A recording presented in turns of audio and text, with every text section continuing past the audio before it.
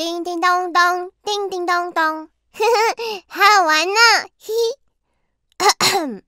谢谢大家在很忙的时候还出来听我的演奏会。我知道我很帅，可是你们不要太喜欢我，嘿嘿。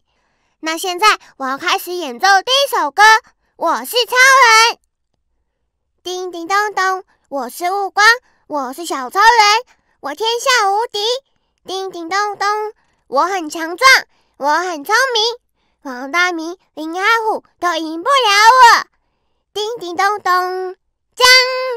嘿嘿，好好玩呢！哈哈，谢谢大家！呵呵，请支持雾光小超人一票，谢谢，我爱我的粉丝，嘛！哎呦，雾光，你在干嘛？亲什么亲啊？好恶心哦！如果你喜欢上我，我会很伤脑筋哦。哼，我又不是在亲你，我是在亲我的粉丝，他们很爱我，所以我要给他们一些傻逼死，哈哈，嘿嘿嘿。哈？什么傻逼死啊？哎呀，就是福利啊！小恩姐姐你很逊呢，这我都不知道。啊？谁教你的啊？大师兄啊。哎呀，你又在学一些有的没有的。哪有？我不理你了，我要继续玩。叮叮咚咚，叮叮咚。喂，你在干嘛？你又把这里搞得乱七八糟，小心等一下又被师傅骂哦。可是外面下雨啊，又不能出去玩，很无聊哎。我又不知道要干嘛。你也还是可以做一些事情啊，像师傅不是在佛堂念经吗？你可以跟师傅一起念经，一起学习经典啊，可以修行又可以长知识，这样不是很好吗？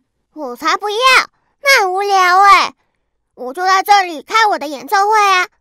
小恩姐姐，你要不要当我的观众？我敲给你听。不要啦，我是来这里看书的，因为下雨天我也不能去哪里啊。你看吧，下雨天明明就很无聊，你还要我去做更无聊的事情，无聊加无聊，超级无聊，嘿嘿嘿，好好笑哦，嘿嘿嘿。哈，你在念什么啦？无聊之歌啊，小恩姐姐，我要唱一首无聊之歌给你听，好不好？不要啦，烦死了啦！我要看书，不要吵我！哼！哎呦，小恩姐姐，你好不容易来了，陪我玩嘛！不要啦，我每次都跟着你瞎起哄，然后被师傅骂，这样很无辜哎。小恩姐姐，你这样不行啊！你这样怕东怕西，什么都不能做，就不好玩啊！才不是哎，是因为你一直做一些很违法的举动，好不好？明明知道会被师傅骂，还这么喜欢大吼大叫、敲敲打打，你是都不怕被骂的哦？不知道你在外面是不是也都会这样？真是的！哼哼，如果我会怕，我就不会做啊！嘿嘿嘿，小恩姐姐，我跟你说，我每天都跟林阿虎比腕力哦，我有肌肉，我是男子汉。哎，你不要乱玩哦，小心会受伤啊！不会啊，我还会跟林阿虎他们跑来跑去，超好玩的。我们会想象后面有大象在追，然后我们就一直尖叫，一边跑来跑去，超好玩的。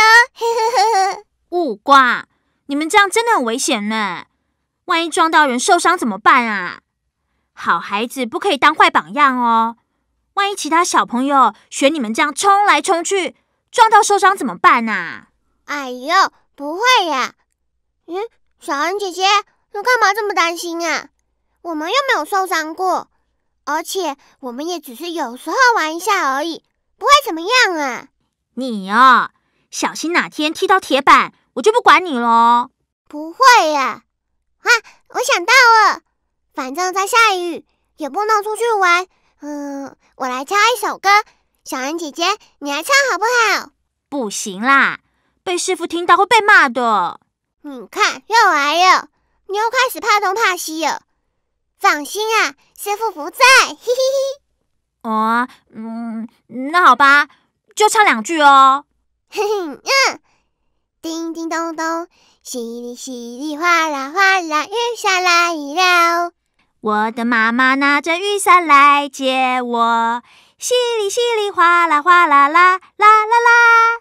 再来一次，叮叮咚咚咚，嘿！淅沥淅沥哗啦哗啦，雨下来了，我的妈妈拿着雨伞来接我。淅沥淅沥哗啦哗啦啦啦啦啦。嘿嘿嘿。五光，五光，你又趁师傅不在，就在寺院里面大吵大闹了。淅沥淅沥哗啦哗啦，雨下来了。五光，师傅都叫你们停了，你们还在唱。不是说过不可以在寺院大吵大闹吗？你们这样会吵到邻居，也会吵到正在修行的人。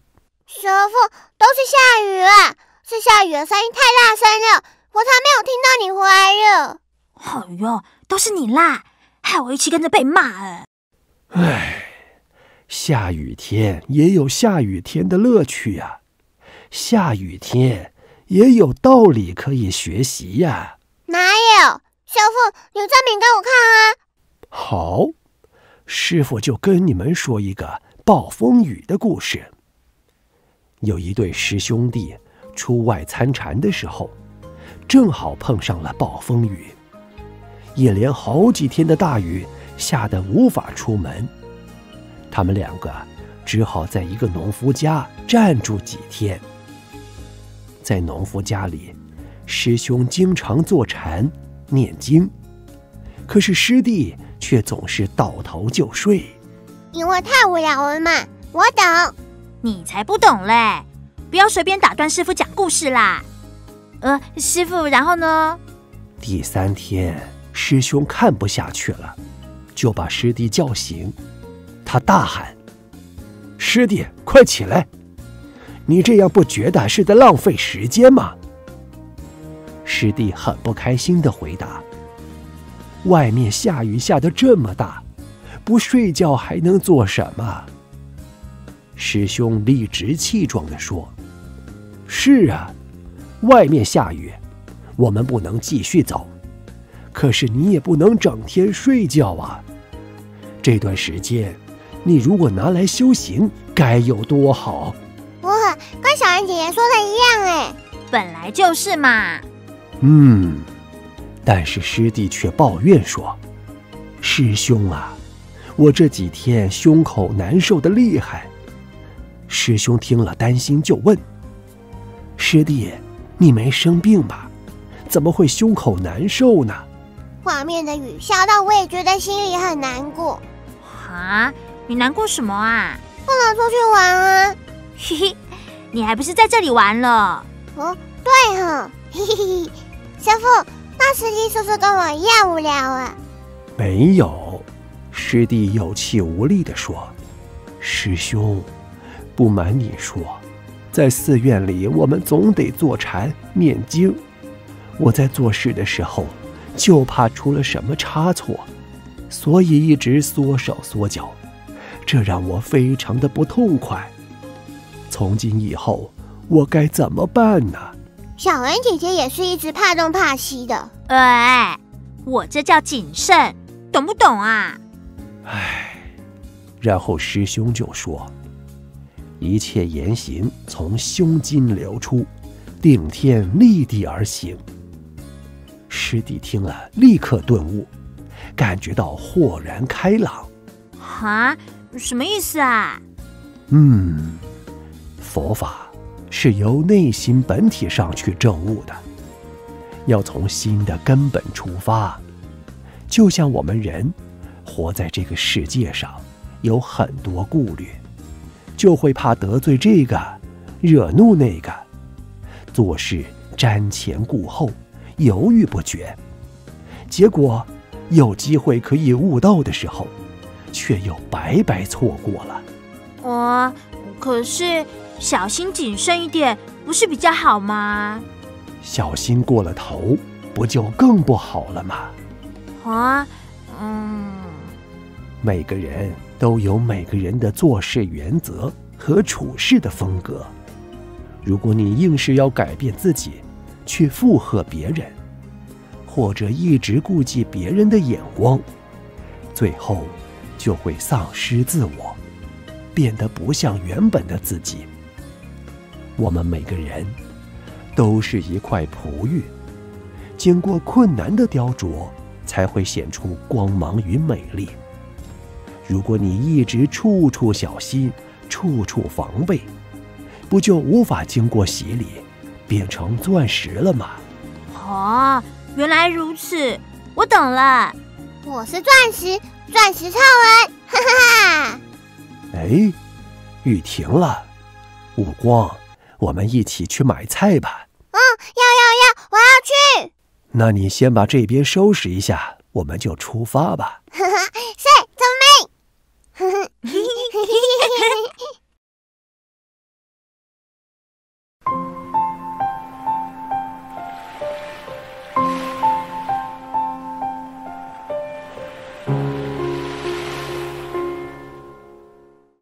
嘿呦吼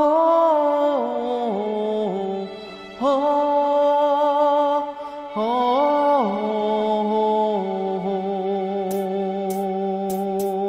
嘿呦嘿呦嘿嘿呦，嘿呦嘿呦嘿嘿呦，嘿呦嘿呦嘿嘿呦啊，嘿呦嘿呦嘿嘿呦。天天开心，法喜充满，让我们一起身体好，来运动。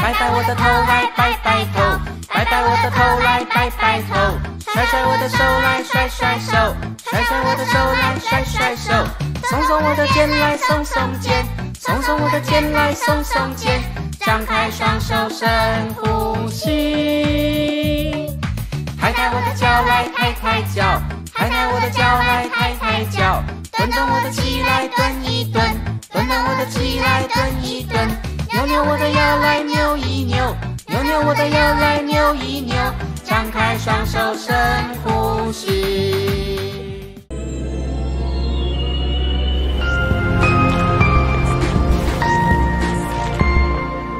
十方法界卫士适合全家人观赏。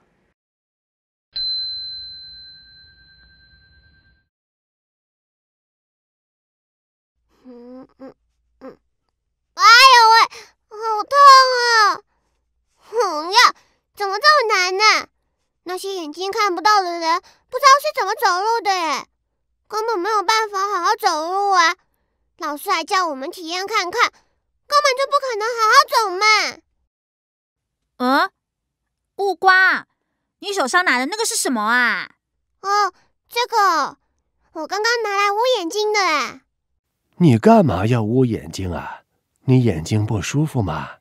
没有啊，老师说这个世界上有很多行动不方便的人啊，有看不到的人，或是听不到的人，还有没有手没有脚的人，很多很多。老师要我们回家，在安全的地方体验看看那些人是怎么生活的。我刚刚就在体验看不到的人的生活。原来是这样啊！那你感觉如何啊？一点都不好玩，而且我刚刚还撞到椅子，好痛哦！黑漆漆的，什么都看不到，感觉好可怕，还是看得到比较好。看得到当然比较好啊！老师要你们体验，当然不只是因为好玩呐，是要让你们知道，你们所拥有的是多么的美好。类似的活动我之前也有做过哎，不过我们是要体验妈妈的辛苦，放进大大的枕头在我们的衣服里面，腰也真的超酸的哎。所以啊，我那天回家就跟我妈妈说声，妈妈辛苦了，谢谢她怀胎10个月把我生下来。哇，好温馨啊！这样的活动真是有意义。悟光，你下次也在肚子里塞个枕头，你就会知道你的妈妈有多辛苦了。有啊，老师说下次要我们带枕头去。而且我跟你们说，我刚刚还有体验当耳朵听不到的人哦。啊？怎么当啊？嘿嘿嘿，我刚刚就拿耳塞塞住我的耳朵啊，我就跑去找悟明大师兄，我就拜托他小小声的跟我说话，结果我真的听不到哎。嘿嘿嘿，悟明大师兄一定不知道你在搞什么鬼啦。嘿嘿嘿，对呀，而且他说的我完全都不明白，我就跟他说慢慢讲，我要看他嘴巴形状，结果我还是不懂。后来悟明大师兄就不想理我呀。嘿嘿嘿嘿嘿。你看你调皮捣蛋的，悟明还舍不得骂你。你下次啊，可以先跟他说你要做什么，这样才不会让人一头雾水的。有啊，我后来有跟悟明大师兄说啊，我要拜托他再帮我体验不会说话的生活哦。嘿嘿，真是可怜的大师兄哎。哪有？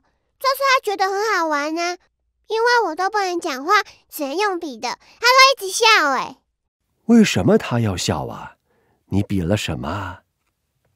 比这样，然后这样啊。哈？你在比什么啦？悟明大师兄也跟你一样一直笑哎，你们都看不出来吗？意思应该是说，我肚子痛，要去厕所吧。哦，师父好厉害，你猜对了。我比暂停，肚子痛，我要臭臭，嘿嘿嘿嘿嘿。唉，所以那些盲人或是聋哑等等的残障人士，真的生活得好辛苦哦，连生活都很难打理好了，更别说是工作了。那你们可以想象，只剩下一只眼可以眨的生活吗？哈，那真的太辛苦了啦，等于只能躺着什么都不能做哎。这个我不想体验，这样一定会很无聊。不可以吃东西，不可以跟小黑黑跑来跑去，不可以说话。啊，想一想就好烦哦。确实有人有过这样的生活。有一个法国的记者叫做波比，在1995年的时候，他突然心脏病发，导致四肢瘫痪，并且丧失了说话的能力。被病魔侵袭后，躺在医院的病床上，头脑清醒，但是全身的器官中只剩下左眼还可以活动。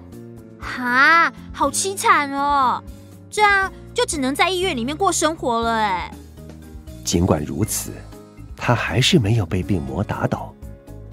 虽然口不能言，手不能写，他还是决心要把在病倒前就开始构思的作品完成，并且出版。出版商便派了一位叫做门迪堡的笔录员来做他的助手，每天工作6个小时，给波比的著述做笔录。这样要怎么记呀？又不能说话，也不能比手画脚，用眨眼的哦。没错呀，波比只会眨眼，所以就只能透过眨动左眼与门迪堡来沟通，一个字母一个字母的眨，背出他的副稿，然后再由门迪堡抄录出来。啊，我的天哪！这样要完成一本书，不知道要花多少时间哎。是啊，是个不简单的程序。门迪堡每一次都要按顺序，把法语的常用字母读出来，让波比来选择。如果波比眨1次眼，就说明字母是正确的；如果眨2次，就表示字母不对。因为波比是靠记忆来判断错误的，因此有时就可能会出现错误。刚开始时，他跟门迪堡并不习惯这样的沟通方式，所以中间也产生了不少的障碍和问题。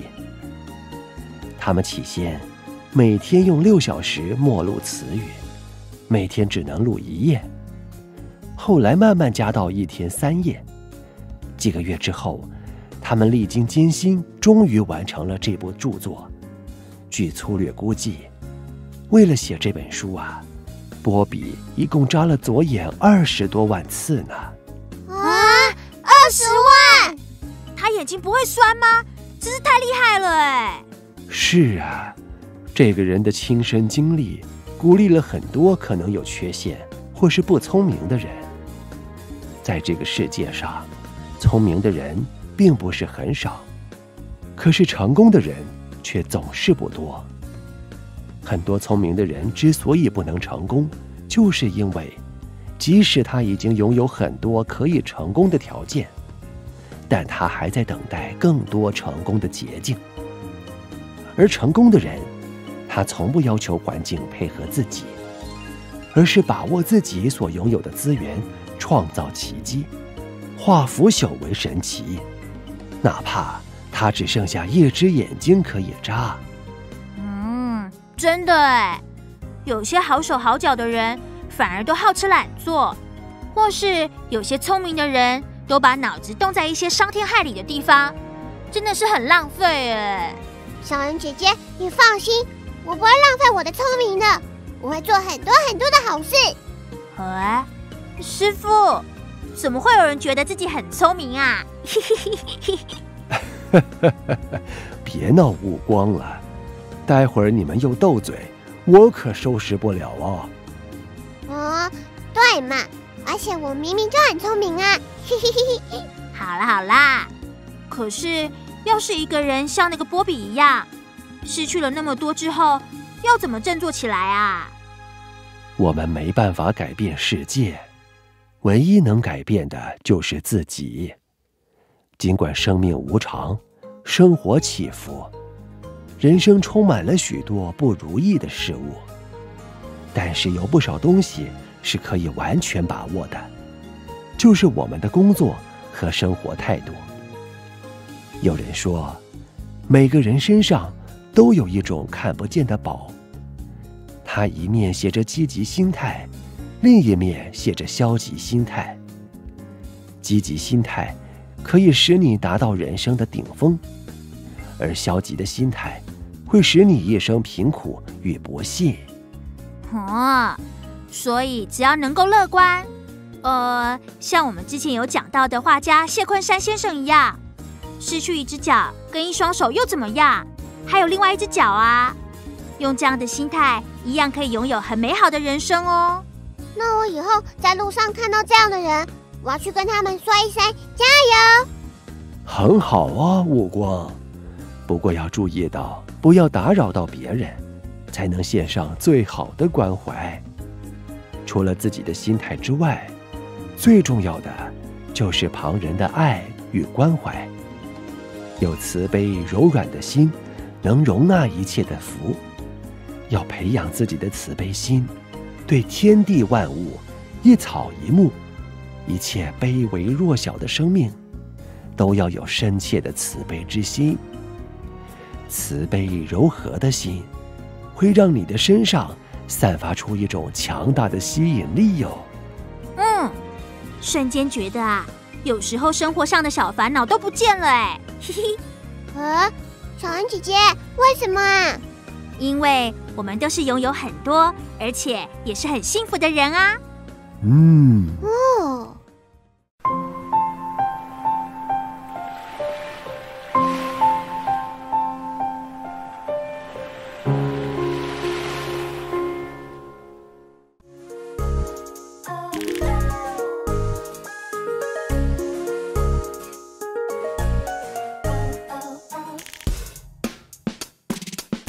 无名烦恼，风吹起，菩提树叶掉满地，手拿扫帚快快扫，